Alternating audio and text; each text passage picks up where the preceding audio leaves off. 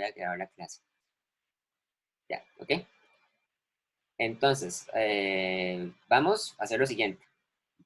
Lo primero que vamos a hacer va a ser asegurarnos de que el pedazo de aluminio, el pedazo de cobre, es o no es capaz, en principio, de fundir de evaporar el agua. Entonces, vamos a ver lo siguiente. Vamos primero a calcular cuánto calor en teoría se necesita para hacer que ese 0,25 kilogramos de agua, que está a 20 grados Celsius, se caliente hasta llegar a 100 grados, que sería entonces todo el calor que hay que aportarle a esa cantidad de agua para que llegue a la temperatura de vaporización. ¿Okay? Si el cobre no es capaz de dar esa cantidad de calor, es porque no se va a evaporar, ¿verdad? Entonces, no va a ser necesario tomar en cuenta el calor de latencia del agua.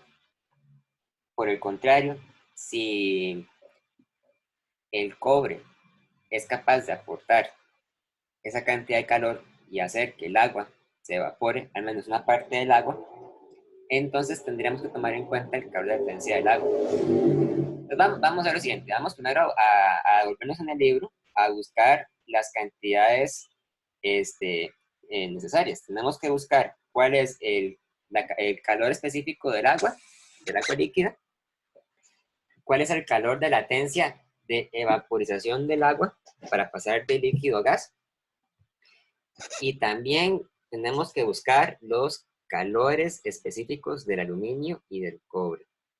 ¿Okay? Eso está más atrás en el libro.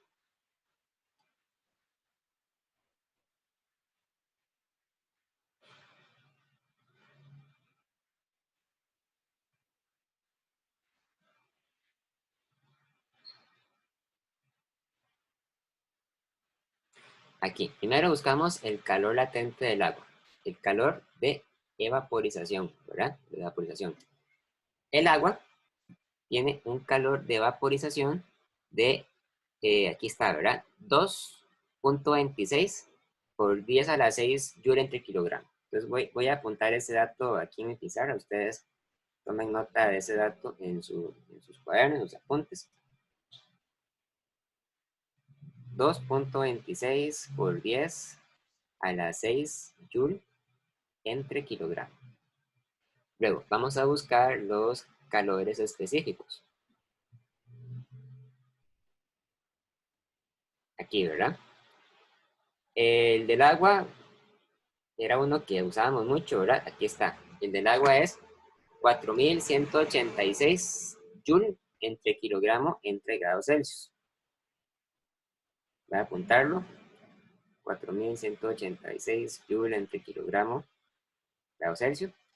El del aluminio, habría que verlo aquí, ¿verdad? El del aluminio es 0.215. Vean que es mucho más pequeño comparado con el del agua. Eso es algo típico de los sólidos.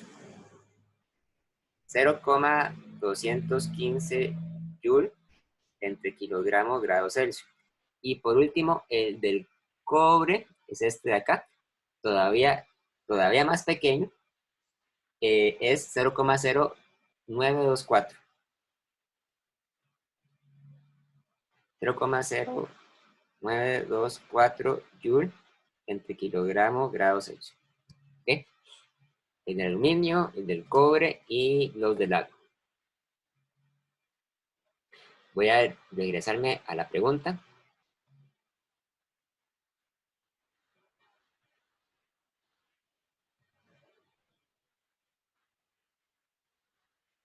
Aquí, ¿verdad?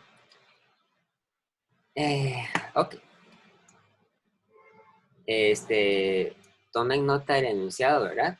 Para que lo tengan presente. Yo entonces lo que voy a hacer ahora es que me voy a pasar a la pizarra para empezar a resolver el problema. Siempre es buena idea, digamos, apuntar todos los datos, ¿verdad? En este caso tenemos que tomar nota de las masas, de las temperaturas, para llegar a la temperatura de equilibrio. Ok, pues vamos a la pizarra.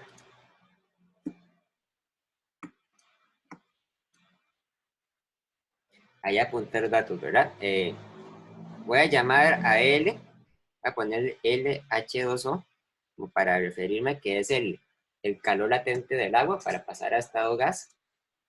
2,26 por 10 a la 6 kilogramos. Aquí está el calor latente el calor específico del agua, CH2O, el del aluminio, CAL, y el del cobre le puse CSU. Ah, bueno, dice José Mario que es el problema 3 de la décima. Ok, para que lo busquen aquí es que tienen la décima edición ahí a mano. Pues vamos a ver. Teníamos que la masa de agua, MH2O, es de 0,25 kilogramos. Entonces la pregunta es, ¿verdad? La pregunta por el momento es, ¿cuánto calor se requiere para elevar la temperatura de 20 grados a 100 grados? ¿Verdad? O sea, esto todavía no es para contestar directamente la pregunta, es nada más para establecer, o sea, para asegurarnos si es que el agua se evapora o no. Yo pienso que probablemente no se va a evaporar, pero hay que estar seguros, ¿verdad? Entonces, para asegurarlo, pues calculamos cuánto calor es. Recuerden que el calor, para elevar la temperatura de una muestra de agua, se calcula multiplicando la masa del agua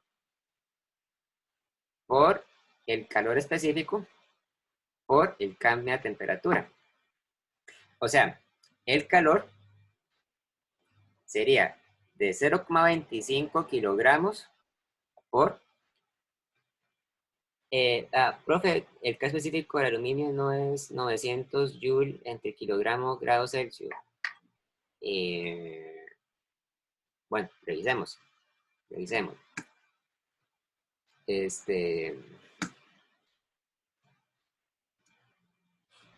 Aquí, ¿verdad? El del aluminio. Ah, lo copié mal. Ahí te lo copié mal.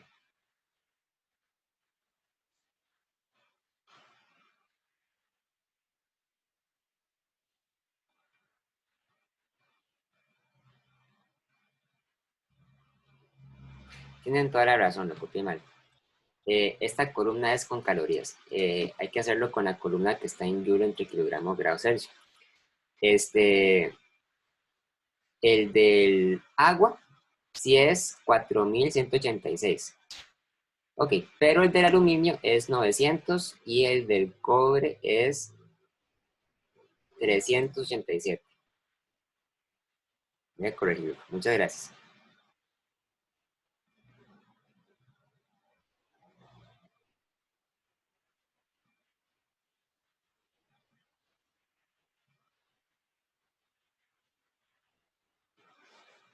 La de las calorías, ¿cuándo se usa? Cuando les pongan esas unidades.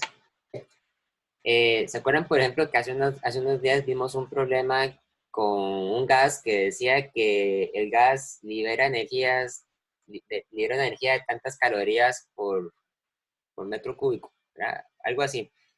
O sea, eso nada más se utiliza cuando el problema se lo dice. Las calorías son unidades para medir energías que se utilizan principalmente en contextos médicos, ¿verdad? Los nutricionistas miden la energía que consume el cuerpo en calorías porque es una forma natural de hacerlo en ese contexto. Pero, al menos en problemas de física, ¿verdad? Como estos, se prefiere utilizar Joule. Ok, excelente, ¿verdad? Muy bien.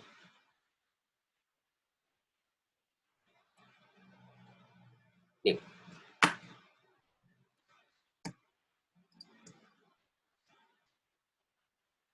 pues estábamos, ¿verdad? Calculando el calor que se requiere para elevar la temperatura de una masa de agua de 20 grados Celsius a 100, que es la temperatura a la cual el agua se empieza a evaporar. Entonces teníamos la masa, Luego tenemos que multiplicar esta masa por la capacidad calorífica del agua, que serían 4186 Joule entre kilogramo, grado Celsius. Y por último, por delta T, que es entonces 100 grados menos 20, ¿verdad? 100 grados menos 20. Escribo otra vez. 100 grados Celsius menos 20 grados Celsius. Cancelamos kilogramos y Celsius. Nos quedan en joules. Vemos cuánto da con la calculadora.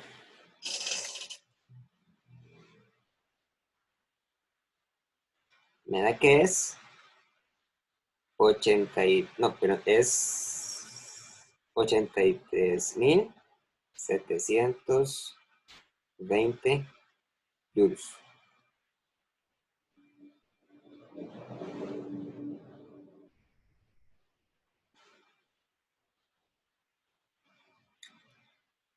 Sí, ¿sí?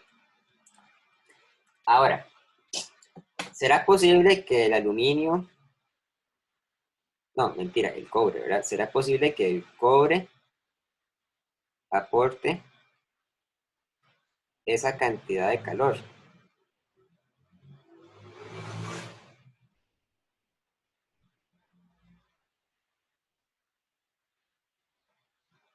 Vamos a revisar un momento la pregunta otra vez para discutir una cosa. Vean que la pregunta, aquí está, la pregunta dice que tenemos una mezcla de agua que está a 20 grados, ¿verdad? Un pedazo de aluminio que está a 26 grados y un pedazo de cobre que está a 100 grados. Entonces, si ustedes utilizan, digamos, pues, o sea, suena feo, pero si ustedes usan el sentido común, ¿verdad? Van a saber entonces que la temperatura final a la cual va a estar ese sistema tiene que estar necesariamente en un rango de temperaturas que abarque las que están ahí mencionadas. Eso quiere decir que la mezcla no va a terminar a una temperatura más baja que 20 grados Celsius y tampoco va a terminar a una temperatura más alta que 100 grados, ¿verdad? Podría ser que termine a 100 grados, pero de ahí no va a pasar para arriba. Así como podría ser que en principio termine a 20 grados, pero no pasa de abajo. Entonces, en el peor de los casos, ¿verdad? En el caso más extremo, el aluminio, el cobre, perdón, tendría que enfriarse de 100 grados a 20, ¿verdad? De ahí no pasa.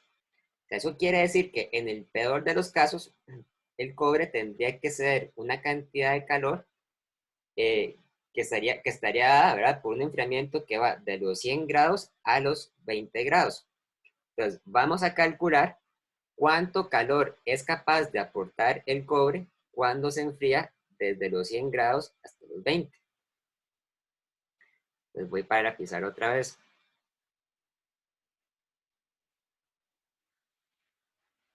¿Ok? El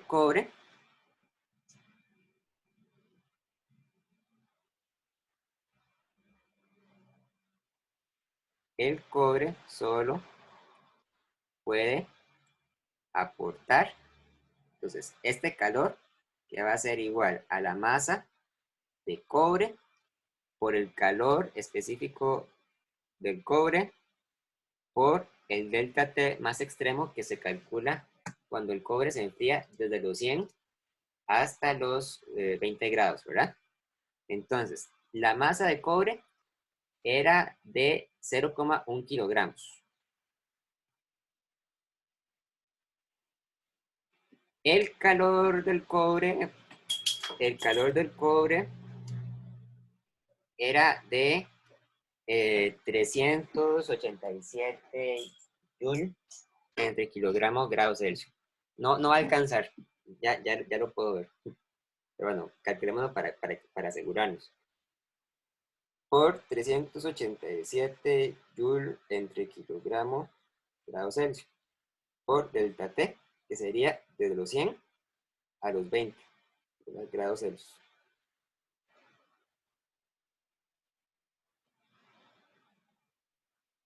¿cuánto da? 0,1 por 387 por 80, 3096 joules. ¿Ok? Este valor es menor que todo el calor que requiere el agua para calentarse de los 20 grados hasta los 100 grados. ¿Verdad? O sea, es menor que 83.720 joules. Entonces, ¿qué conclusión se puede sacar de eso? Bueno, simplemente que el cobre no puede aportar la cantidad de calor suficiente para calentar el agua que estaba a 20 grados hasta llegar a los 100 grados. Eso quiere decir entonces que tenemos la certeza de que el agua no se va a evaporar, o sea, que va a permanecer siempre líquida. Y por esa razón podemos descartar que haya que hacer uso de el calor latente de evaporización del agua, porque eso tendríamos que utilizarlo solamente si supiéramos que el agua se va a evaporar. Entonces, el agua no se va a evaporar, va a permanecer líquida, probablemente con una temperatura menor a los 100 grados. Entonces, ya que tenemos en cuenta eso, ¿verdad?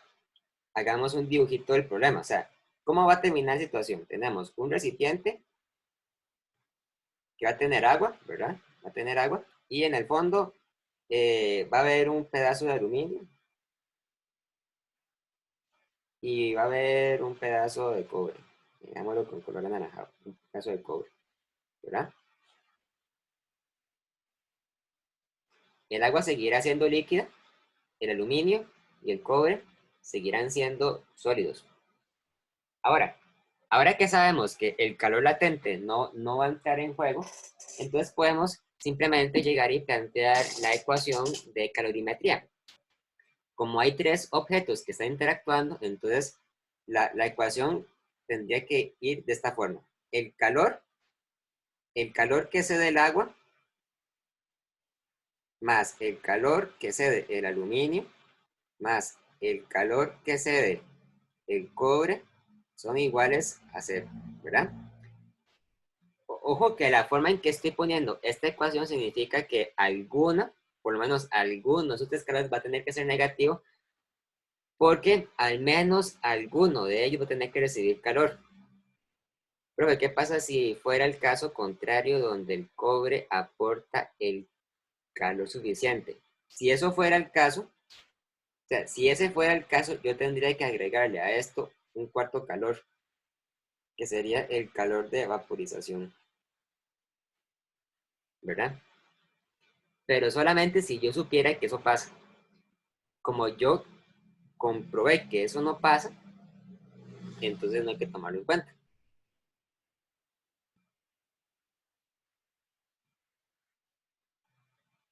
O sea, el agua no se va a evaporar, no puede.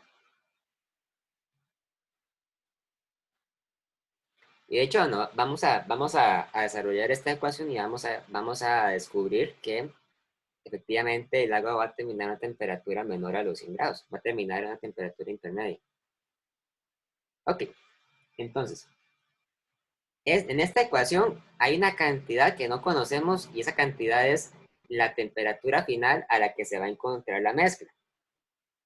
Pues ven, para cada uno de esos términos planteamos la siguiente identidad. El calor del agua va a ser igual a la masa del agua por la capacidad calorífica del agua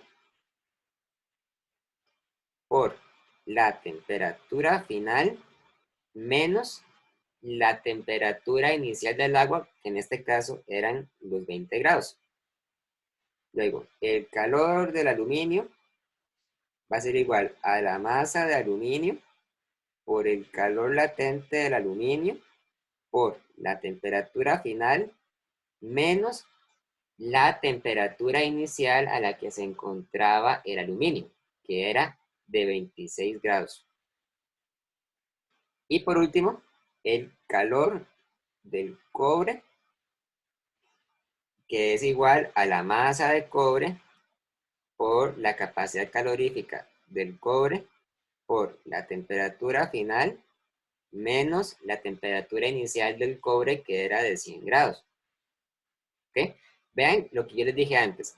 Sea cual sea la respuesta, estamos seguros de que la temperatura final va a tener que ser mayor que los 20 grados, pero va a tener que ser menor que los 100 grados, ¿verdad? Porque, o sea, la mezcla no puede terminar siendo más caliente que el elemento más caliente de la mezcla, y tampoco puede ser más fría que el elemento más frío de la mezcla. Entonces, eso nos garantiza, ¿verdad? Que, que este factor que aparece aquí es mayor que cero, ¿verdad? Este factor que aparece aquí es menor que cero. O sea, significa que el cobre va a perder calor. ¿Qué pasa con este factor que está acá? El del aluminio. No sabemos. No sabemos porque no sabemos todavía cuál va a ser la temperatura final del aluminio, ¿verdad? Pero afortunadamente sabemos que la temperatura final de todos va a ser la misma y que por lo tanto eso nos dice que solamente hay una incógnita. O sea, hay que despejar la temperatura final. Entonces, aplicando la sumatoria de calores e igualando a cero, nosotros llegamos entonces a esta ecuación. La masa de agua por el calor del agua por TF menos 20, ¿verdad? Más la masa de aluminio por el calor del aluminio por TF menos 26. Ahí ustedes me perdonan que omití el grado Celsius, pero es para abrirme el espacio. Más la masa de cobre por el calor del cobre por la temperatura final menos 100 tiene que ser igual a cero, ¿verdad? O sea, tenemos que despejar esto, TF, TF y TF. Entonces lo que hacemos es que agarramos los términos que dependen de TF y sacamos TF a factor común. Y mientras tanto pasamos los términos que no dependen de TF a la derecha, al lado derecho de la ecuación. Entonces, me queda esto, ¿verdad? Me queda TF, TF por MH2O, CH2O, más M aluminio, C aluminio, más M del cobre, C del cobre, es igual a, a, a la masa de agua por el C del agua por 20 grados Celsius. Ojo que esta respuesta nos va a quedar en grados Celsius, ¿verdad? Más M del aluminio por el C del aluminio por 26 grados Celsius, más M del cobre por C del cobre por 100 grados Celsius. Ok. Y bueno, habría que mandar este paréntesis a dividir, ¿verdad? O sea, la expresión como tal nos va a quedar muy, muy larga. Tratemos de hacerla pequeñita para que nos dé campo y que quepa en una página. Nos va a quedar entonces que TF va a ser igual a. Ahora, pongo la masa de agua por el C del agua por 20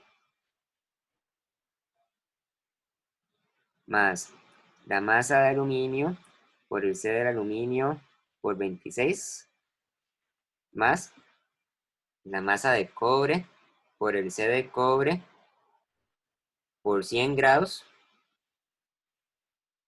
y todo dividido entre la masa de agua por el C del agua más la masa del aluminio por el C del aluminio más la masa de cobre por el C de cobre.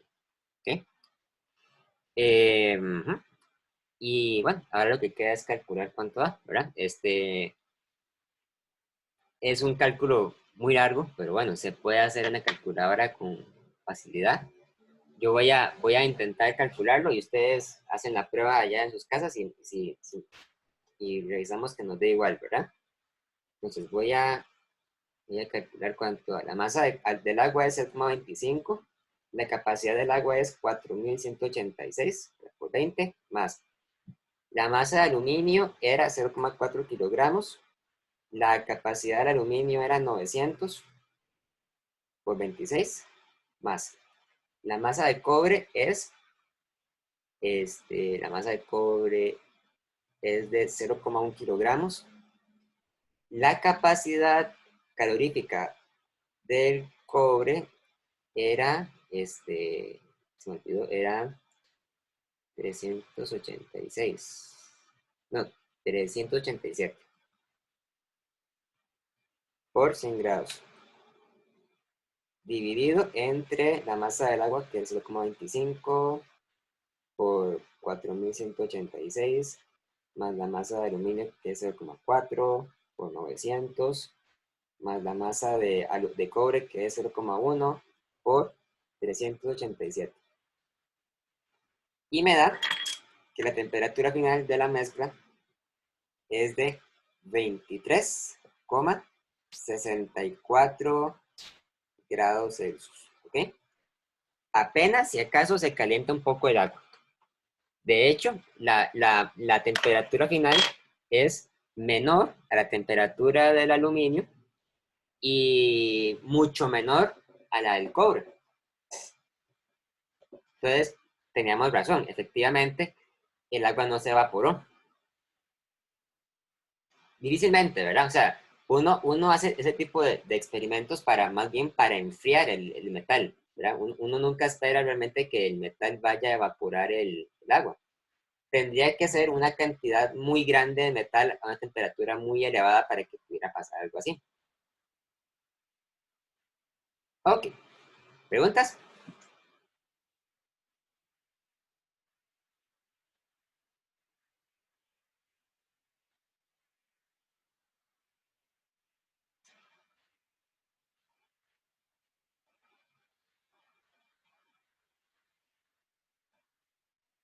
Bueno, me dicen el 17 de la séptima.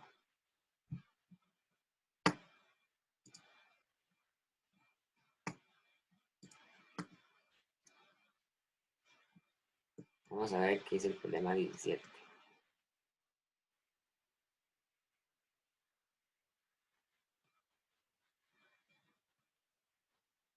Este de acá.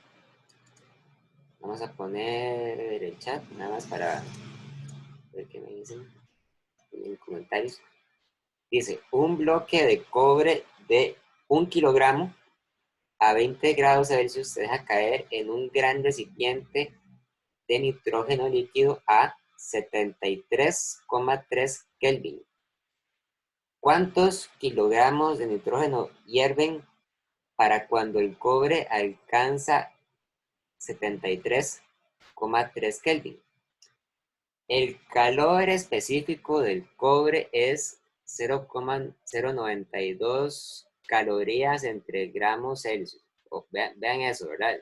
Hay que pasar eso a Joule. El calor latente de vaporización de nitrógeno es 48 calorías entre gramos. Bueno, hay que pasarlo a Joule y a kilogramo.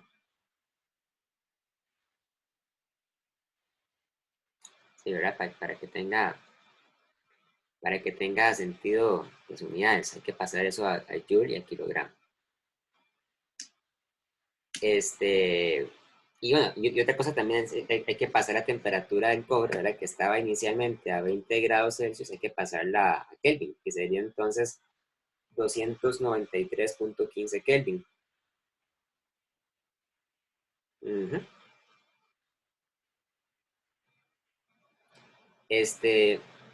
Una de las suposiciones que hay que hacer, ¿verdad? O sea, según dice el problema es, ¿cuántos kilogramos de nitrógeno hierven para cuando el cobre alcanza 77.3 Kelvin. Ahora, uno no es, ¿verdad? Uno no es experto en materiales, uno no sabe de memoria a qué temperatura es que el nitrógeno va a empezar a hervir, porque uno no sabe, ¿verdad? Pero uno lo puede deducir a partir de la información que dice la pregunta. La pregunta dice, ¿cuántos kilogramos de nitrógeno hierven para cuando el cobre alcanza 73.3 Kelvin? Que es justamente la temperatura a la que estaba el nitrógeno líquido.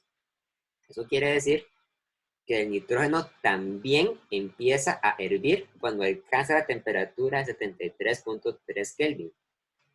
Eso quiere decir entonces que es un problema donde hay que tomar en cuenta dos cosas. El calor de vaporización del nitrógeno y hay que tomar en cuenta el calor específico del cobre. Entonces, lo primero que voy a hacer va a ser convertir estos calores a unidades del zinc. Se voy a convertir este calor a unidad de joule entre kilogramo. Voy a convertir este calor a unidad de joule entre kilogramo. Ah, bueno, este está en joule entre kilogramos Celsius. Y este le va a pasar a joule entre kilogramo entre kilogramo. ¿Ok? Pues voy a pasarme a la pizarra.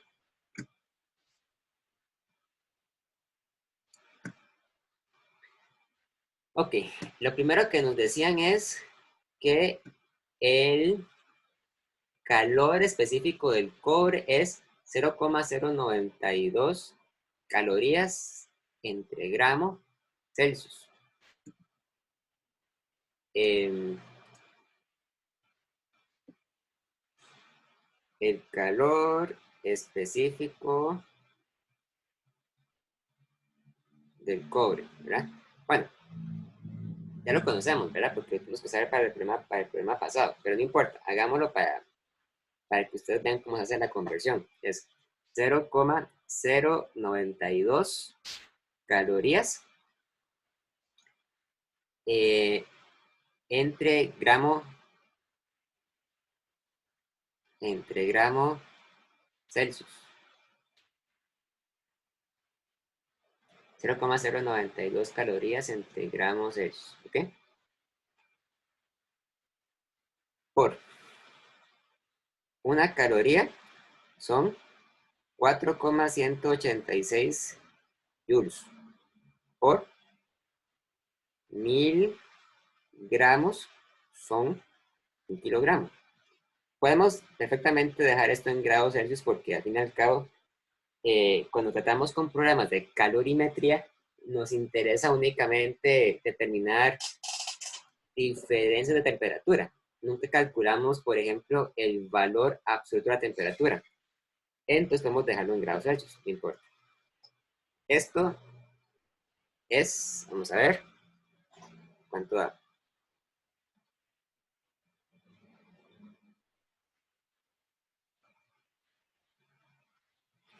385,112 joule entre kilogramo y grados Celsius. Es ligeramente diferente al valor que hemos usado la vez pasada, que era de 387. No importa, o sea, es lo mismo. A lo mejor están tomando el calor del cobre a temperaturas más bajas. Puede ser, ¿verdad? No sé, pero usamos este valor como el valor por defecto. Mientras que nos dicen que el calor de vaporización del nitrógeno es de 48 calorías entre gramo. Entonces, una caloría son 4,186 joules y 1000 gramos son un kilogramo.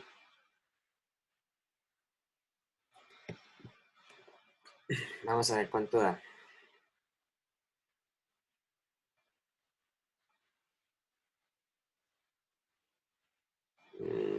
Da un número muy grande. ¿Cómo lo escribo? Da 200,000 928 Joule entre kilogramo. ¿Okay? Esto significa que hace falta mucho calor, mucho calor para empezar a evaporar el nitrógeno. Recuerden que el nitrógeno líquido es una sustancia que es conocida, digamos, por ser una sustancia que permanece, que permanece líquida a temperaturas muy bajas, ¿verdad? Entonces, este valor lo que nos dice es que el nitrógeno líquido es un agente útil para enfriar cosas, porque hace falta agregar mucho calor para que el nitrógeno se evapore por completo. ¿Ok? Entonces, ¿qué pasa aquí? Bueno, nosotros tenemos un recipiente lleno de nitrógeno líquido. No sé de qué color es el nitrógeno, digamos que es de color azul. Y ustedes lo que quieren hacer es agregar una muestra de cobre, ¿verdad? Entonces, ¿qué pasa después? Bueno, después vamos a tener un recipiente, ¿verdad? Con nitrógeno líquido, el cobre va a estar aquí adentro, pero una cantidad que puede ser pequeña o puede ser grande de cobre se va a evaporar, ¿verdad? Eso es lo que va a pasar, se va a evaporar. La pregunta es, ¿cuánto? ¿Cuánto nitrógeno se va a evaporar? Asumiendo que el nitrógeno que se evapora permanece en la temperatura final de 77.3 Kelvin. Temperatura 77.3 Kelvin. ¿Okay? Algo muy importante es que la temperatura del nitrógeno no va a cambiar, ¿verdad? Lo único que va a pasar es que el nitrógeno se va a empezar a evaporar, simplemente. Entonces, vamos a ver.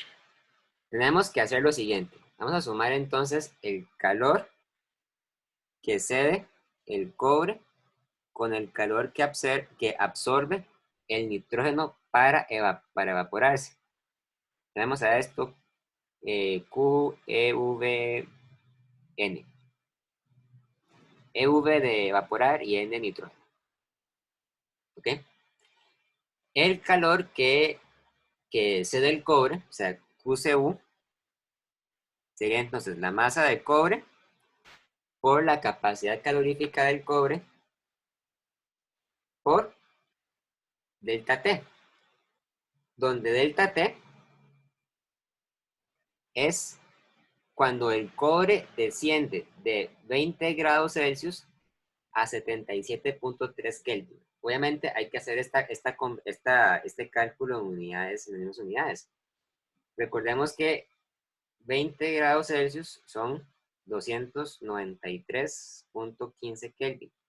Entonces, delta T sería 293.15 Kelvin menos 77.3 Kelvin.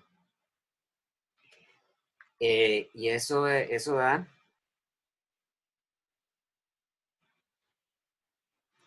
215.85 Kelvin, que también, digamos que también es lo mismo que 215.85 Celsius porque estamos considerando un cambio de temperaturas, ¿verdad?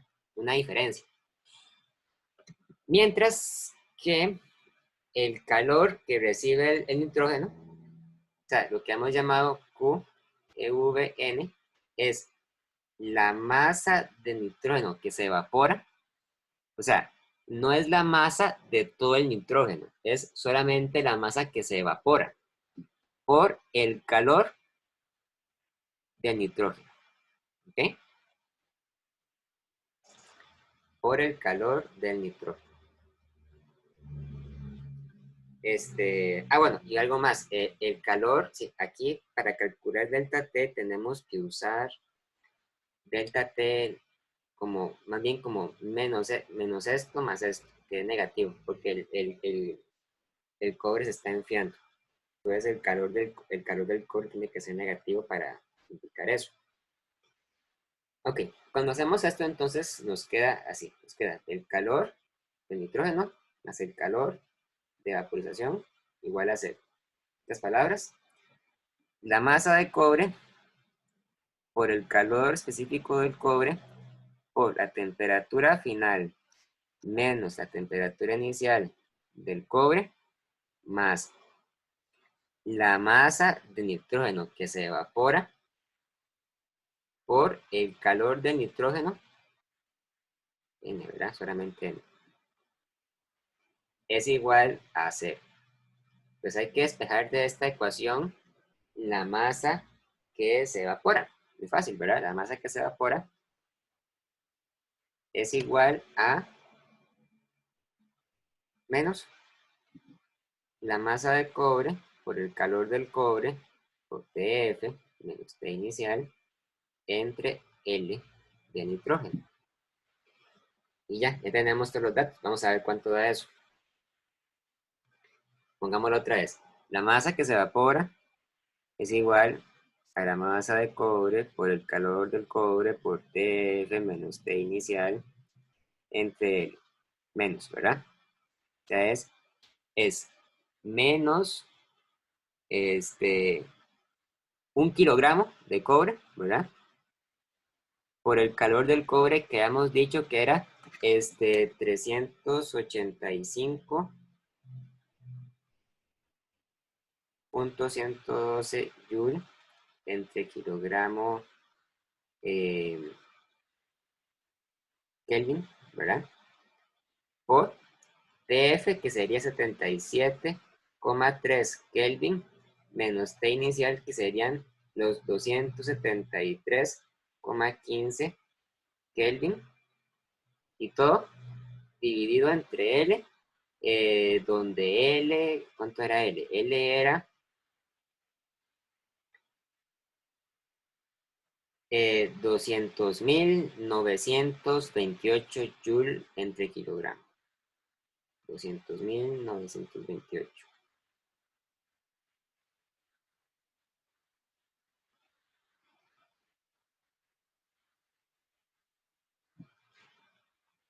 Esto nos va a dar en kilogramo. Voy a ver cuánto da. Entonces,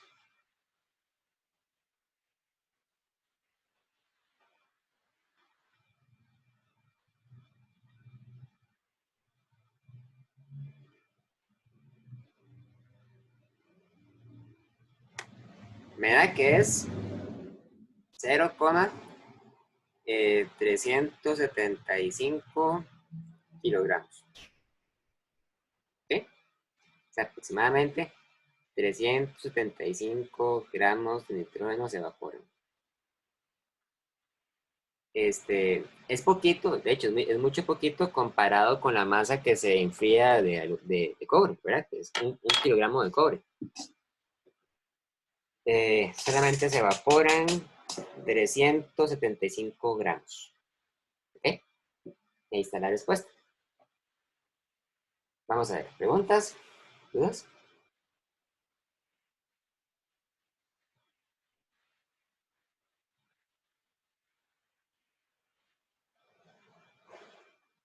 Entendido. ¿Ok? O sea, vean que el tema, o sea, yo pienso que el tema de calorimetría es sencillo, ¿verdad? El único problema es que hay que hacer ecuaciones un poco largas, ¿verdad? O sea, hay que tener cuidadillo con el despeje. Uno se puede equivocar con eso. Pero yo pienso que conceptualmente al menos es muy fácil, es muy simple. Muy bien. ¿Alguien quisiera proponer otro ejemplo? ¿Alguna, algún ejercicio esos que no han podido hacer o que no entienden? El 17 de la décima edición. Ok. El de la décima edición. Vamos a ver. Entonces,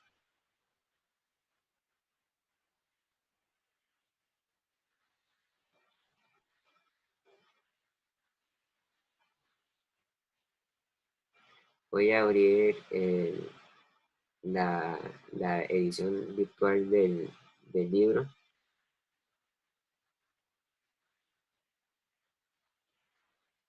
Profe, es el 19. Ah, el 19. Ok, ahí lo tengo, ¿verdad? ¿Qué capítulo es? Termodinámica, primera ley, problemas. ¿Ok?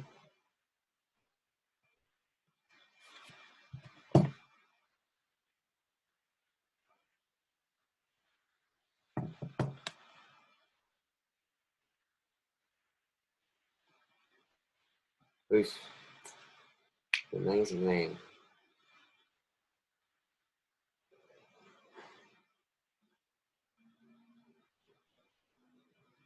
Ya voy.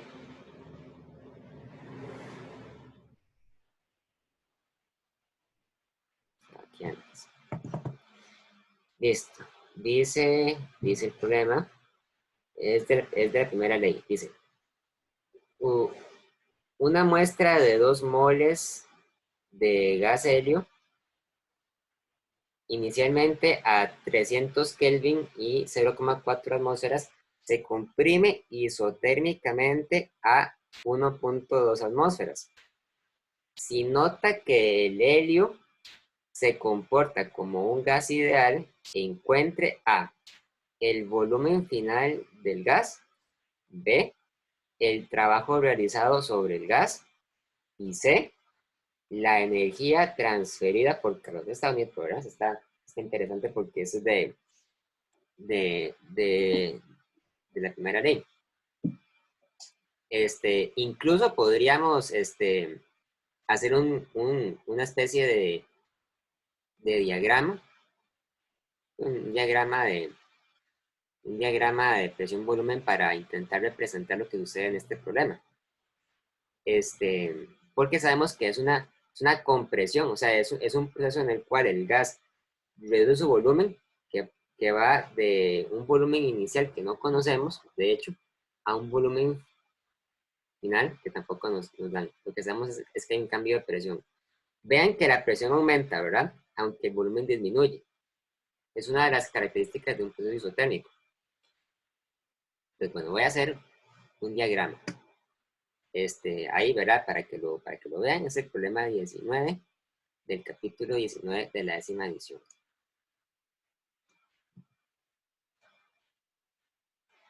Entonces, si yo, ¿verdad? O sea, el problema no lo dice, pero yo puedo perfectamente hacer un diagrama de presión-volumen para ayudarme a entenderlo mejor. Presión, volumen. El gas hace una compresión isotérmica, ¿ok? Pues quiere decir que el gas empezó aquí, digamos, este sería el punto inicial, que lo voy a llamar I, y redujo su volumen hasta llegar a este punto de acá. Ahora, yo estoy haciendo esta gráfica de esa forma porque si ustedes revisan el libro, ¿verdad? Se van a dar cuenta que para un gas ideal, la función que describe un ciclo isotérmico es aquella en la cual el volumen es inversamente proporcional a la presión. Eso es fácil de ver porque recuerden que la ecuación del gas ideal dice que presión es igual al número de moles por la constante R por T dividido entre V. Entonces, todo lo que está aquí es una constante porque es isotérmico, ¿verdad? Y por lo tanto, esto quiere decir que la presión es inversamente proporcional al volumen. Es una funcioncita que es como decir 1 entre X, ¿verdad? O sea, ahí continúa creciendo, aquí continúa bajando. Ok, entonces, ¿qué datos sabemos? Bueno, sabemos que son 2 moles, pues sabemos que N es igual a 2 moles, ¿ok?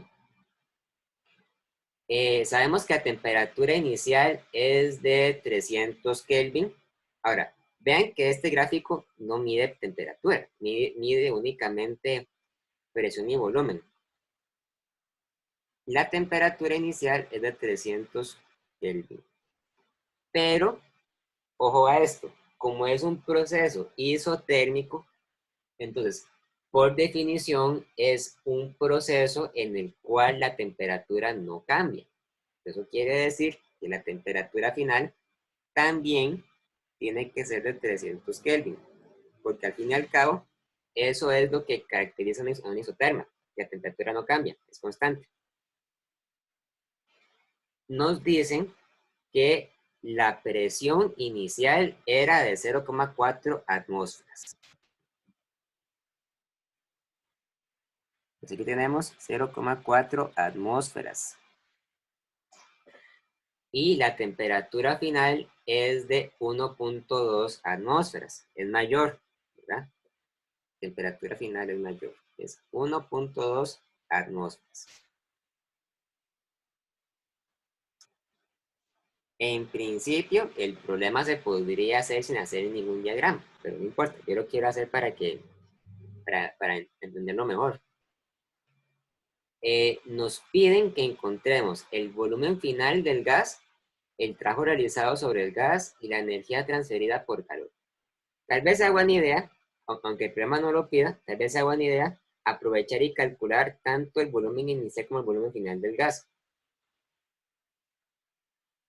Vean que, según esto, ¿verdad?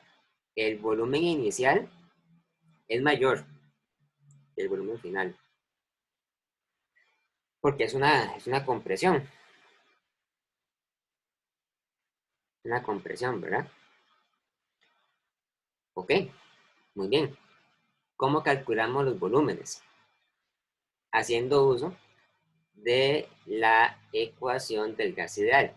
Tal vez sea buena idea antes asegurarnos de que tenemos todas las cantidades en unidades del sí. Esto quiere decir que tenemos que convertir las presiones a Pascal. Entonces, la presión inicial era 0,4 atmósferas. Una atmósfera es 1,01 por 10 a la 5 pascales. ¿Cuánto da?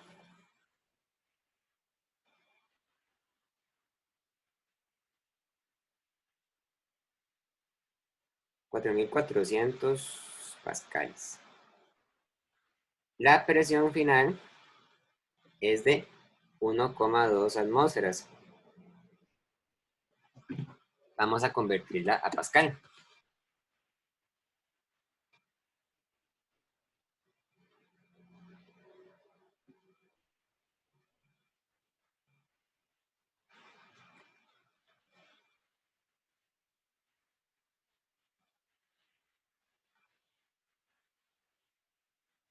Vamos a ver cuánto da.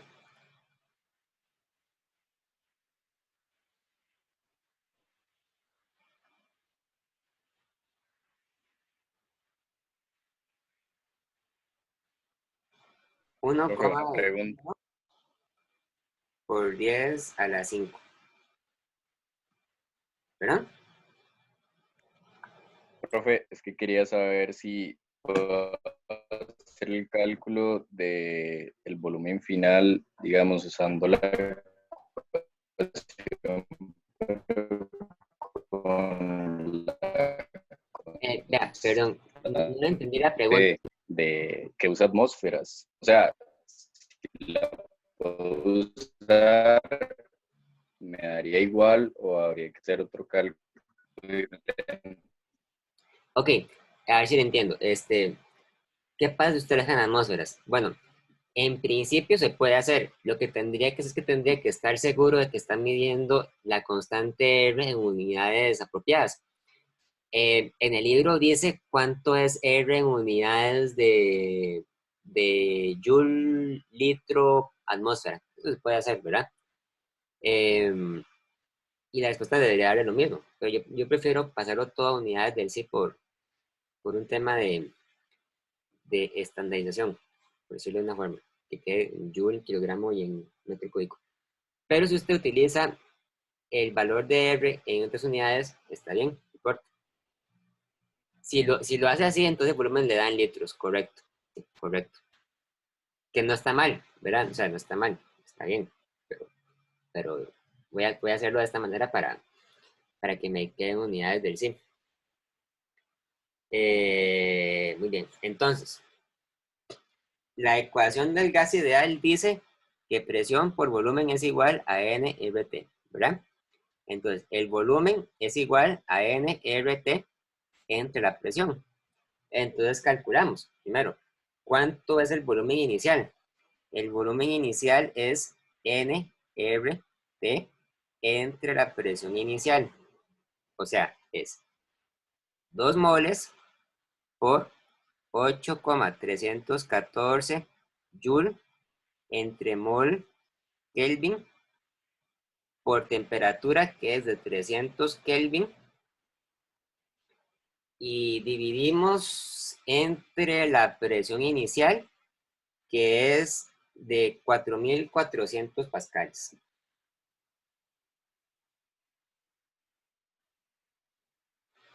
¿Cuánto da? Vamos a ver.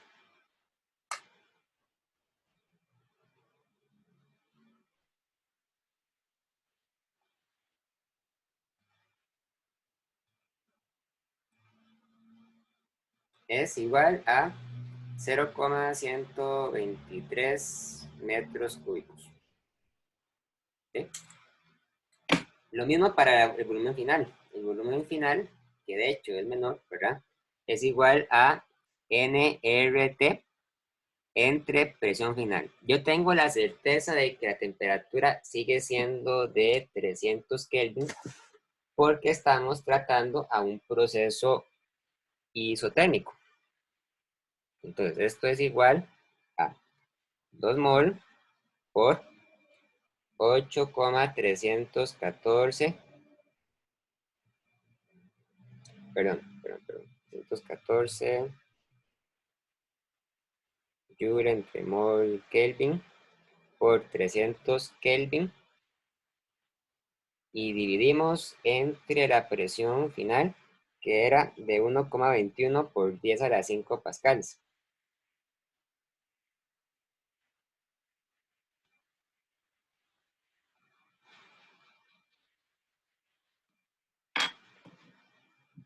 El volumen final entonces tiene que dar, vamos a ver cuánto da, 2 por 8,314 por 300 y dividimos entre 1,21 por 10 a la 5.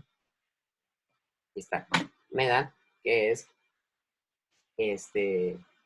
bueno, digámoslo así, 4,12 por 10 elevado a la menos 2 metros cúbicos. Ahí está.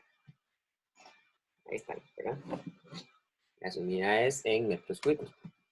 No estaría mal si lo hicieran en litros, ¿verdad? También se puede hacer. Es otra forma de hacerlo. Hasta aquí, ¿verdad? Es simplemente aplicar la ecuación del gas ideal. Todavía no hemos utilizado propiamente lo que es la primera idea termodinámica. Para ello vamos a hacerlo en la parte B y en la parte C. Entonces, la pregunta B dice, encuentre el trabajo realizado sobre el gas.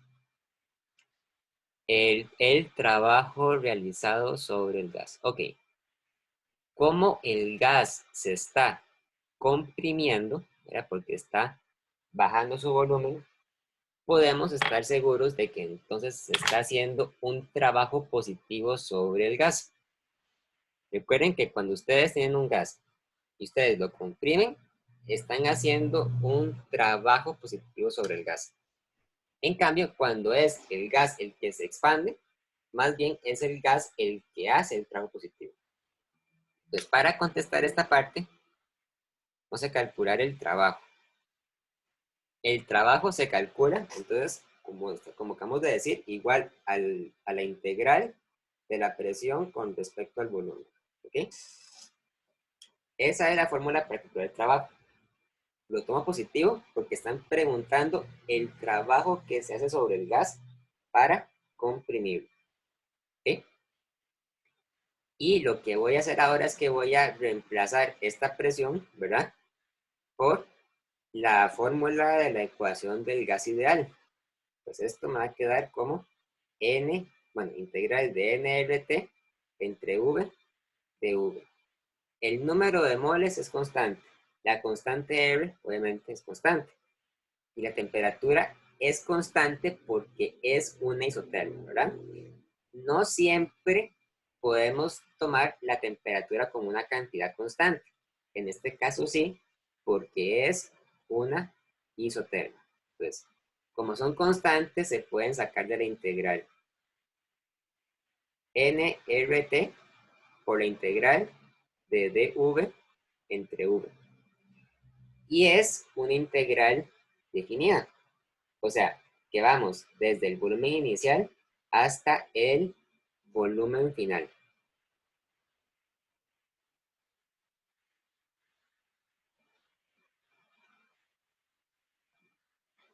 Pues el trabajo sería nRT logaritmo de V inicial a V final. Habíamos dicho que el trabajo tiene que dar positivo, pero como es una compresión, entonces hay que tomar el valor absoluto de todo esto. Voy a poner simplemente por una cuestión de seguridad, voy a poner un absoluto, para que eso no nos dé negativo. Entonces es absoluto nRT logaritmo de V final entre V inicial, cero absoluto. Lo hago porque recuerden que si ustedes calculan el logaritmo de una fracción que es menor a 1, les da negativo. Entonces, como yo quiero que me dé positivo, le pongo el valor absoluto para que eso no pase. Entonces, esto es igual a 2 moles por 8,314 joule entre mol Kelvin por 300 Kelvin por logaritmo de el volumen final era 4,12 por 10 a la menos 2 metros cúbicos y el volumen inicial era de 0,123 metros cúbicos. 4,12.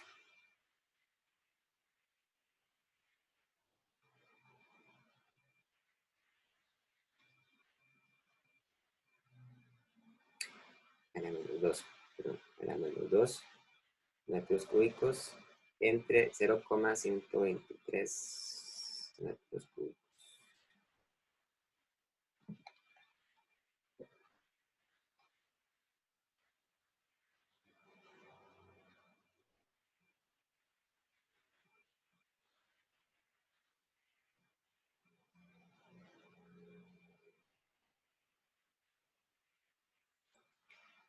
Me queda que el trabajo es igual a 545,6 joules.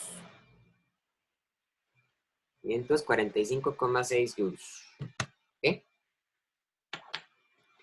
Hasta aquí, entonces tendríamos ya lo que es la parte B, ¿verdad? La parte B nos decía que calculemos el trabajo que hace el gas en ese proceso. Recuerden que el trabajo incidentemente, también es igual al área bajo la curva, ¿verdad? Es una curva irregular. Se calcula mediante una integral. Que sería entonces esta área encerrada, ¿verdad? Esa área. Voy a borrarlo para que no se vea feo. Ok. Falta la parte C. La parte C dice así. Calcule la energía transferida por calor durante el ciclo isotérmico. Bueno, durante el proceso isotérmico. Entonces, para contestar la parte C tenemos que calcular el calor. Ahora, el libro todavía no nos ha dado alguna fórmula específica para calcular el calor en términos de las temperaturas, de la presión y el volumen.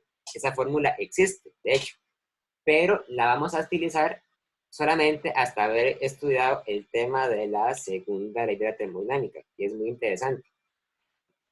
Por ahora, entonces vamos a calcular el calor a partir de las deducciones que nos permite hacer la primera ley. Entonces, recuerden que la primera ley de la termodinámica dice que la energía que gana un objeto, el cambio de energía que gana un objeto es igual al calor que recibe más el trabajo que recibe, ¿verdad? Otra forma de decir que en un proceso termodinámico la energía se supone que solamente puede cambiar ya sea en forma de calor o en forma de, de trabajo. Entonces, vamos a ver. La pregunta dice, ¿cuánta energía se transfiere por calor? ¿Cuánta energía recibe el gas por calor? Pues, algo muy importante que hay que tener en cuenta es que en un proceso isotérmico, cualquier gas ideal experimenta un cambio de energía igual a cero. ¿Sí? Yo sé que esto es igual a cero porque es una isoterma. En otros casos, por ejemplo, cuando sea un proceso isobárico o isovolumétrico o adiabático, eso no se va a cumplir. Se cumple solamente cuando es un proceso isotérmico y además cuando es en un gas ideal, porque un gas que no se describa mediante la ley del gas ideal puede ser que reciba un cambio de energía diferente de cero, incluso cuando hace un isotermo.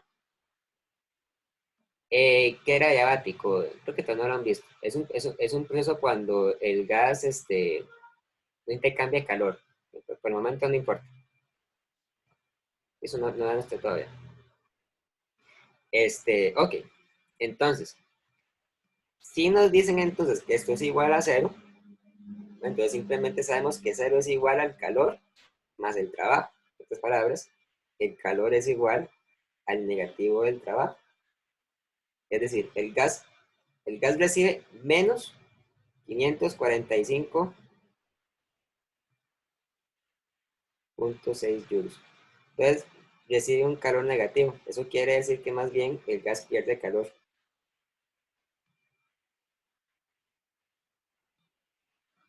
O sea, mantiene constante la energía, ¿verdad? Lo que pasa es que recibe energía en forma de trabajo y la pierde en forma de calor, de manera que la suma de los dos se mantiene constante. No gana ni pierde energía, pero sí pierde calor. Eso es, digamos, lo que hay que señalar en este caso. Y ya, eso sería todo, ¿verdad? Porque ya eso hasta llega la pregunta.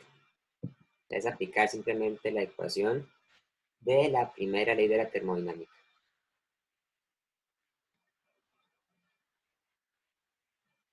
¿Preguntas?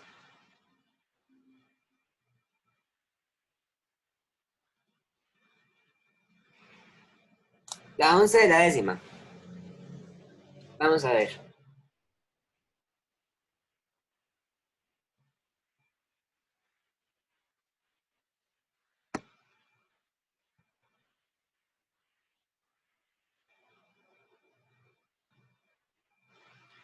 Esta, ¿verdad? Dice, una esquiadora a campo traviesa 75 kilogramos se mueve sobre nieve como lo ilustra la figura. El coeficiente de fricción entre los esquíes y la nieve es de 0,2. Suponga que toda la nieve bajo sus esquíes está a 0 grados Celsius y que toda la energía interna generada por fricción se adiciona a la nieve que se pega a sus esquíes hasta que se funde. ¿Qué distancia deberá esquiar para fundir 1 kilogramo de nieve? Es una preguntilla ahí conceptual casi, podríamos decir, ¿verdad? Incluso hasta podríamos decir que es una pregunta algo irreal, ¿verdad? Pero bueno, no importa, vamos a ver. Simplemente lo que nos dice es que el esquiador, cuando camina, genera calor, ¿verdad? ¿Cómo genera calor? Genera calor a partir del trabajo que hace la fricción. Y entonces, ¿cuánto calor se requiere para fundir 1 kilogramo de nieve? Hay que partir del supuesto de que cuando dice 1 kilogramo de nieve se refiere más bien a 1 kilogramo de hielo, ¿verdad? O sea, ¿cuánto calor se requiere para fundir 1 kilogramo de hielo? Vamos a empezar por ahí. Entonces, tenemos que recurrir, tenemos que buscar el valor del calor latente del hielo, ¿verdad? Para fusionar hielo. En el libro, en el libro dice que el calor de fusión del hielo, voy a buscarlo para estar seguro, nada más, ya les digo cuánto es. El calor de fusión del hielo es de 3.33 por 10 a la 5 joule entre kilogramo. Entonces, les voy a poner otra vez la pizarra. Dice, el calor es 3,33 por 10 a la 5 joule entre kilogramo. ¿Cuánto calor se requiere para fundir 1 kilogramo de nieve? Es decir, 1 kilogramo de hielo. Bueno, muy fácil. Multiplicamos esto por 1 kilogramo.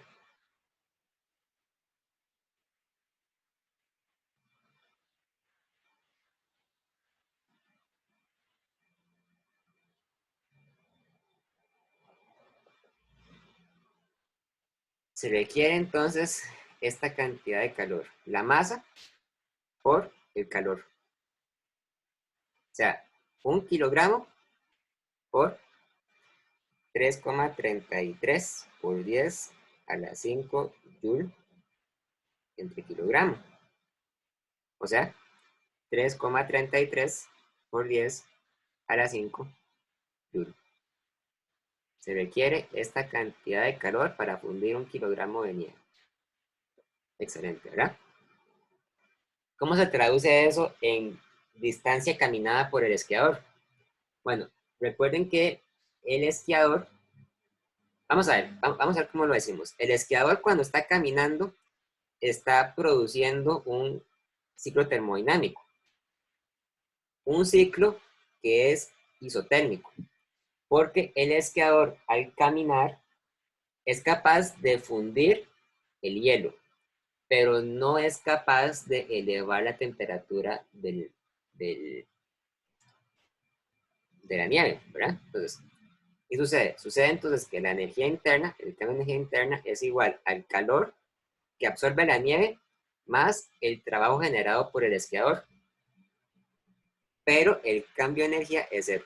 Por lo tanto, el calor que recibe la nieve es igual al negativo del trabajo realizado por el esquiador. O sea, el trabajo que realiza cuando arrastra los esquíes sobre la nieve.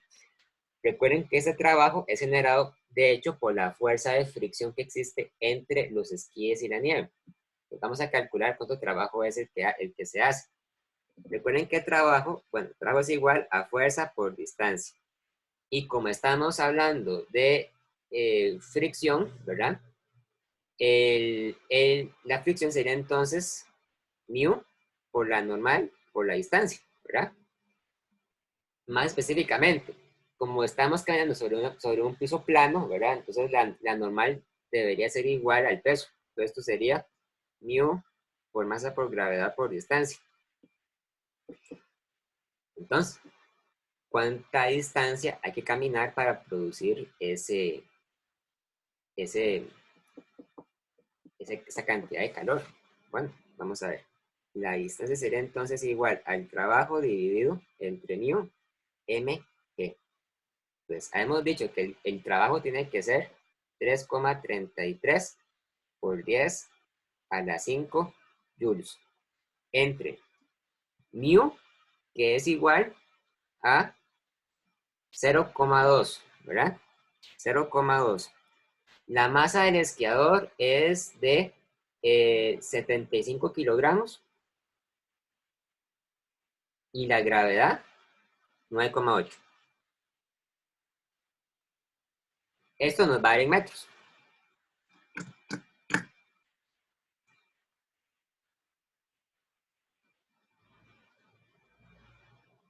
¿Cuánto da?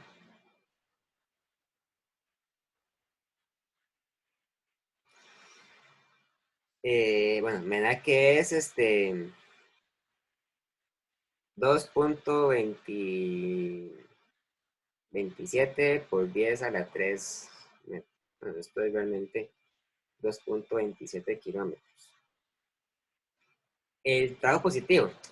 Bueno, ahí hay cierta ambigüedad, ¿verdad? O sea, vamos a ver, si nos preguntamos cuánto trabajo hace la nieve, hay que recordarse que la nieve siempre hace un trabajo negativo porque la nieve siempre, bueno, porque la fricción, perdón, siempre apunta en la dirección opuesta a la que se puso en movimiento.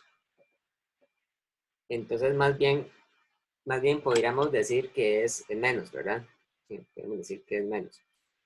Pero al final no importa porque realmente hemos dicho que el calor es igual al menos trabajo. Entonces aquí sí sería positivo, ¿verdad? Al fin y al cabo no importa qué signo le ponemos a la distancia. O sea, camina para adelante, camina para atrás, igual caminó. Entonces esa sería, digamos, la estrategia para resolver este problema. O sea, sería darse cuenta que la energía que se produce al caminar se convierte en calor que recibe la nieve para derretirse. Va por ahí, ¿verdad? Es eso. No hay que, o sea, no hay que enredarse necesariamente con los signos. O sea, al final nos va a dar una distancia. Esa es la distancia que hay que caminar para derretir la nieve. Ok,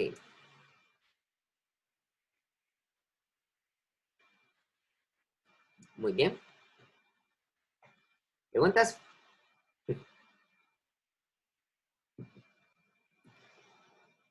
El 36 de la séptima. Ok, vamos a ver. Sí, dio algo así, dio 2.27 por eso era 3 metros. Sí, da eso, da eso. ¿Lo sigo? Da eso. Ok, el 36 de la séptima.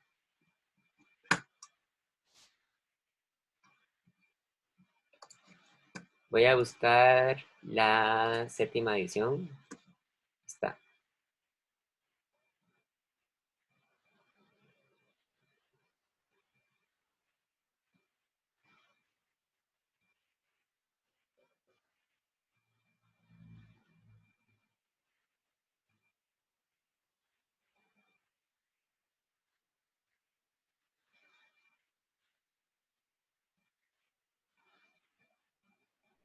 ¿Verdad?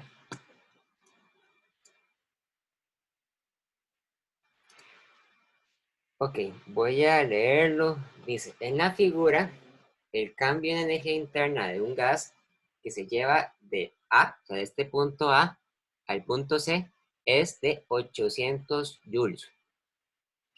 El trabajo consumido en el gas a lo largo de la trayectoria A, B, C, o sea, la trayectoria roja es menos 500 joules. ¿Ok?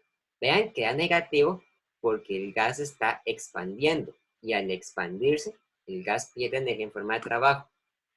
La pregunta dice, ¿cuánta energía se debe agregar al sistema por calor a medida que va de A a B a C?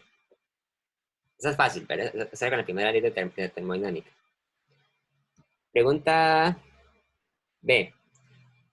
Si la presión en el punto A es 5 veces la del punto C, ¿cuál es el trabajo consumido en el sistema al ir de C a D? Pregunta C. ¿Cuál es la energía que se intercambia con los alrededores por calor a medida que el ciclo va de C a lo largo de la trayectoria verde? Si el cambio en energía interna al ir del punto D al punto A es 500 joules positivo, ¿cuánta energía se debe agregar al sistema por calor a medida que va del punto C al punto D? Son muchas preguntas puntuales, pero yo creo que se pueden contestar cada una fácilmente. Entonces, tomen nota del problema, ¿verdad? Búsquenlo y yo voy a pasarme a la pizarra.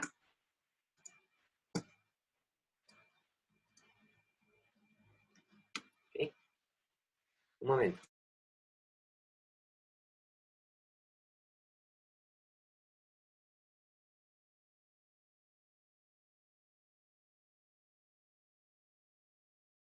Vamos a ver, entonces la parte A. En la parte A nos dicen que el gas, ok, voy a hacer un dibujo del problema. Tenemos el sistema de coordenadas, voy a hacerlo, lo voy a hacer rápido. La presión, el volumen, un rectángulo, ¿verdad? Pues para este sería el punto A, el punto B, el punto C y el punto D. Y vamos de A a B y de B a C. Para ir de A, bueno, mentira, para ir de C a D y de D a A, seguimos una línea verde, como esta que se indica acá. Y para ir de A a C, seguimos un camino irregular, celeste, como el que se muestra en la figura. Entonces, nos dicen que el cambio de energía interna cuando el gas se mueve de A a C es de 800 joules. Ojo que ahí no nos dicen en cuál trayectoria, porque a diferencia del calor y a diferencia del trabajo, el cambio de energía interna no depende del camino que se sigue, únicamente depende del punto inicial y del punto final del sistema. Entonces, sabemos que delta U desde A hasta C es de 800 joules. Pero nos dicen que el trabajo consumido por el gas cuando va de A a B y de B a C, o sea, nos indican el camino exacto, ¿verdad? Es de menos 500 joules. ¿Cuánta energía se debe agregar al sistema por calor a medida que va de A a B? Facilísimo. Hacemos uso de la primera ley.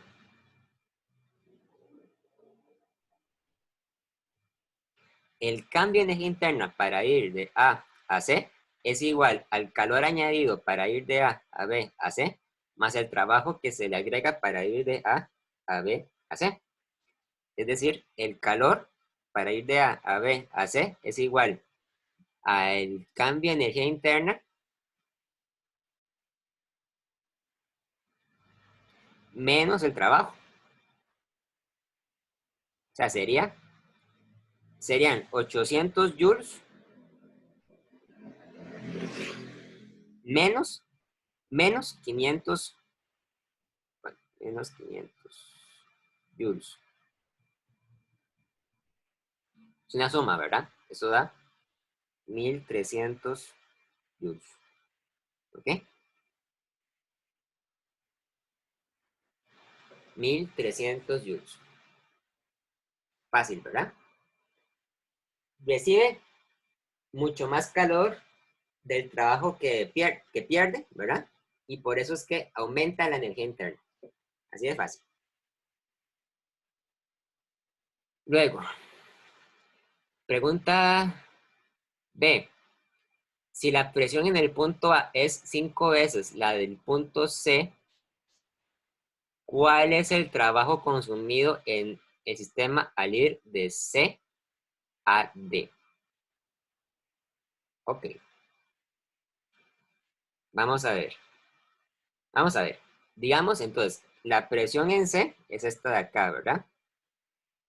Pongámosle simplemente P. La presión en C es también la presión en el punto, D, ¿verdad? O sea, es la misma presión porque sucede al mismo valor de la presión. Mientras que la temperatura en el punto A y en el punto B es 5 veces P. 5 veces P. ¿Ok? O sea, cuando el gas va del punto A al punto C, la presión se reduce en 4P, donde P es un valor ahí que no conocemos. Ok, la pregunta exactamente dice, si la presión en el punto A es 5 veces la presión en el punto C, ¿cuál es el trabajo consumido en el sistema al ir de C a D?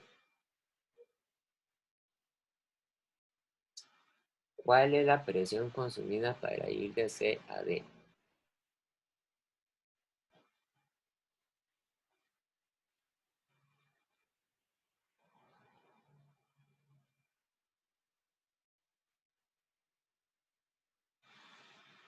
Ujú, ok.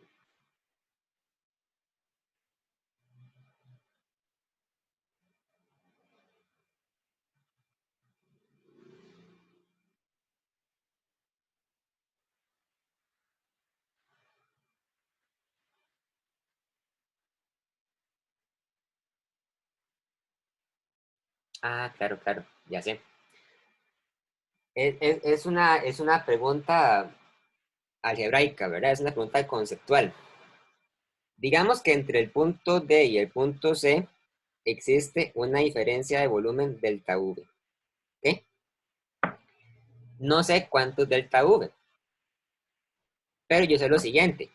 Yo sé que el trabajo para ir del punto A al punto B y del punto B al punto C fue de menos 500 joules, ¿verdad? Entonces, vean lo que pasa aquí. El trabajo para ir de A B a C es igual al trabajo para ir de A B más el trabajo para ir de B a C y es menos 500 joules. Pero vean que el ciclo de B a C es un proceso isovolumétrico. Y una de las características de un proceso isovolumétrico es que no produce ni consume trabajo, porque no hay un cambio de volumen. Pues esto es cero. ¿Ok? Mientras que en un proceso que sucede a presión constante, como es el caso del ciclo de A a B, el trabajo es simplemente la presión multiplicada por el cambio de volumen.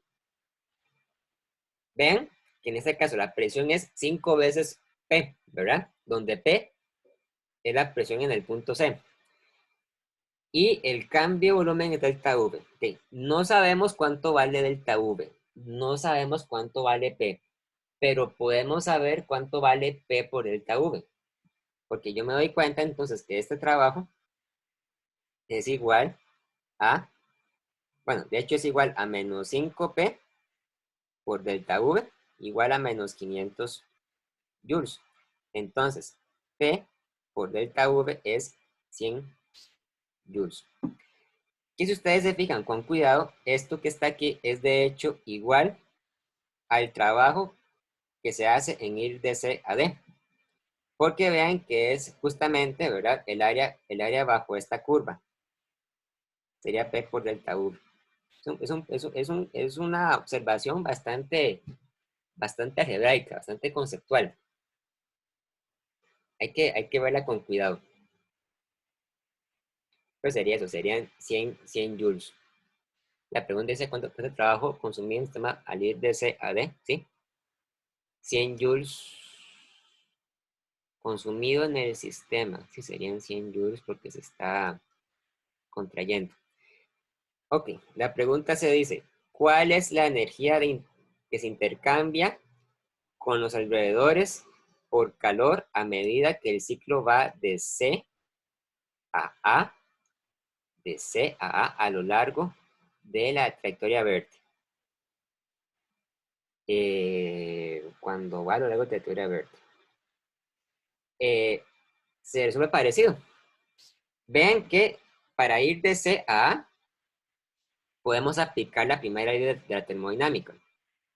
El cambio de energía interna para ir de C a A, podemos decir que es igual al calor que recibe para ir de C a D a A, más el trabajo realizado para ir de C a D a A, donde sucede lo siguiente. El calor, la energía que recibe para ir de C a A es justamente la opuesta a la que tenía que hacer para ir de A a C. O sea, es menos 800 joules.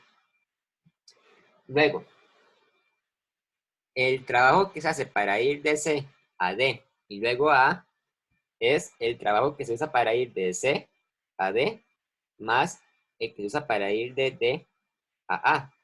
Pero vean que el trabajo que se hace para ir desde A tiene que ser cero, porque el proceso de A es un proceso a volumen constante. Y como ya les mencioné, un proceso a volumen constante se caracteriza porque tiene un trabajo igual a cero. Y este trabajo que está aquí es de 100 joules, ¿verdad? Lo hemos visto aquí atrás, este trabajo de CD.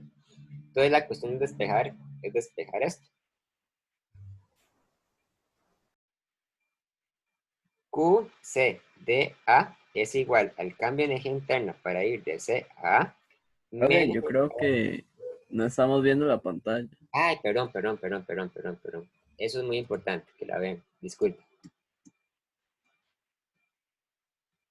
¿Ya la están viendo?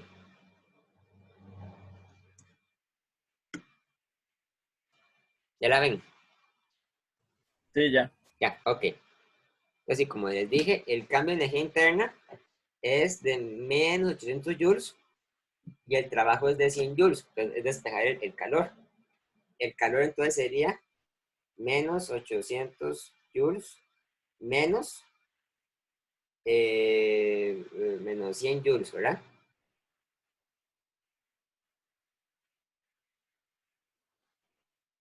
Menos 900 joules de calor. Ahí está. ¿Ok?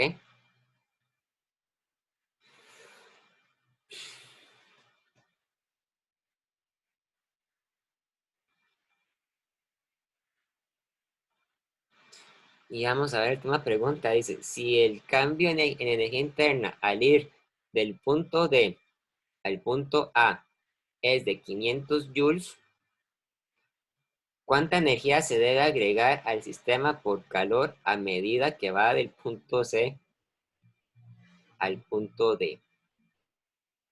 Bueno, eh, el primer dato nos sirve para calcular, o sea, para deducir entonces cuánto es el cambio de energía que que se requiere para ir de C a D. ¿Ok? Veanlo de esta forma. El cambio de energía para ir de C a A es igual al cambio de energía para ir de C a D más el cambio de energía para ir de D a A. Por lo tanto, el cambio de energía para ir de C a D es igual al cambio de energía para ir de C a A menos el cambio de energía para ir de D a A. Entonces, en base a lo que sabemos, el cambio de energía para ir de C a A es... ¿Cuánto era?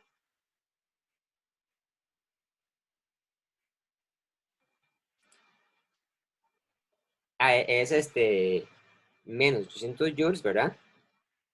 Y el que se utiliza para ir de D a A es 500 positivos. Entonces serían menos 1300 joules, ¿verdad? Y ahora decimos, el cambio de energía interna para ir de C a D es igual al calor para ir de C a D más el trabajo para ir de C a D. Entonces el calor para ir de C a D es igual al cambio de energía interna para ir de C a D menos el trabajo para ir de C a D. O sea, es menos 1300 joules menos 100 joules menos 1400 joules, si no estoy equivocado. Y ya, ahí estaría la respuesta. O sea, es simplemente ir aplicando la primera ley de la termodinámica. Profe, la pantalla creo que está pegada de nuevo. Ay, perdón. Ya, ya lo ven. Sí, ahora sí. Ok. Gracias. Entonces, el calor sería menos 1400 joules. Perdón, ahí está.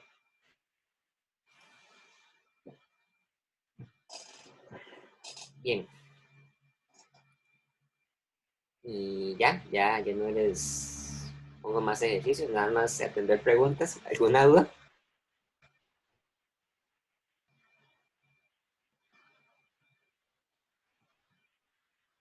Profe, usted podría devolverse a la parte B, es que en ese, Ah, sí, claro, claro. A esto que no vieron.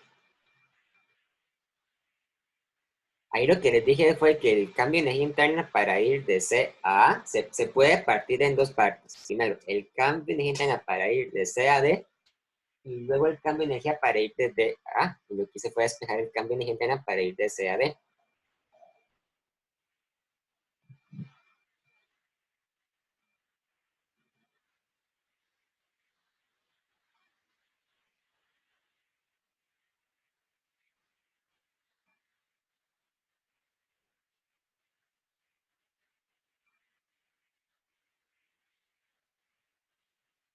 Profe, yo tengo una consulta acerca de lo de enviar el procedimiento.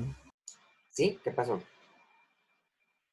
Es una foto, lo escribimos y es en todos los ejercicios o en los que nos pide. Sí, en todos los ejercicios. De hecho, el coordinador nos dijo que es obligatorio que lo pongan por lo menos en los primeros 4 ejercicios. Supongo que los demás ejercicios, o sea, los que hayan después del número 4 son, no son de hacer cálculos, son a lo mejor de marcar alguna opción, ¿verdad? No sé, ahí van a ver ustedes. Pero dicen que sí, o sea, hay que subir los primeros 4 por lo menos. Eso ustedes lo ven debajo de cada pregunta. Yo creo que dice subir solución o upload solution. Entonces, bueno, por ahí va.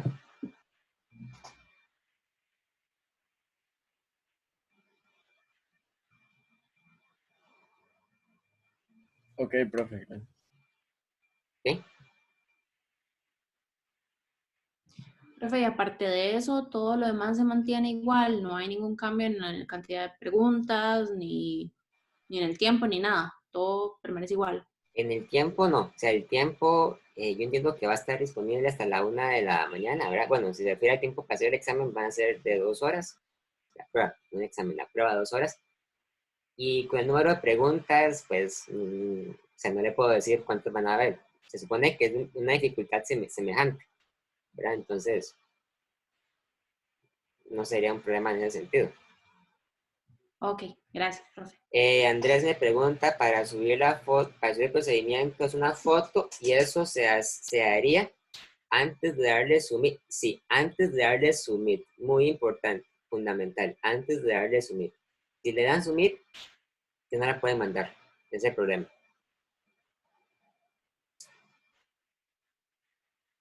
Submit, sí, submit, submit.